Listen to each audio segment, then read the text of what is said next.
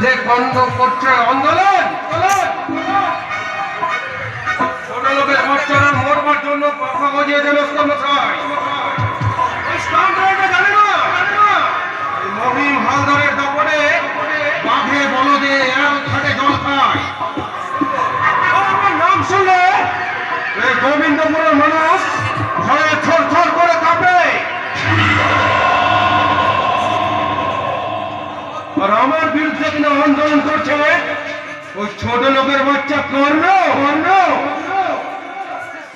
আন্দোলনই করছে না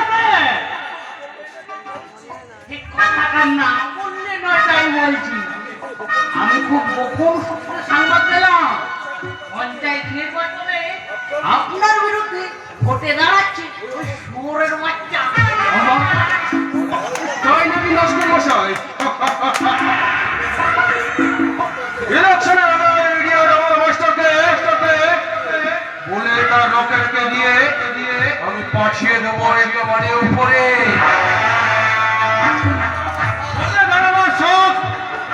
ওই স্কাউন্ডারটার আমি চিরদিনের মতো ঘুচিয়ে দেবো।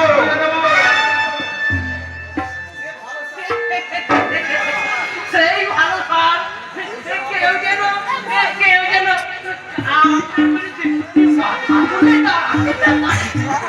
আপনাকে তো বলতে হবে না লস্কর মশাই।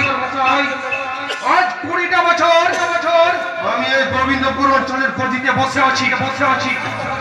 কারো শুনতে হবে না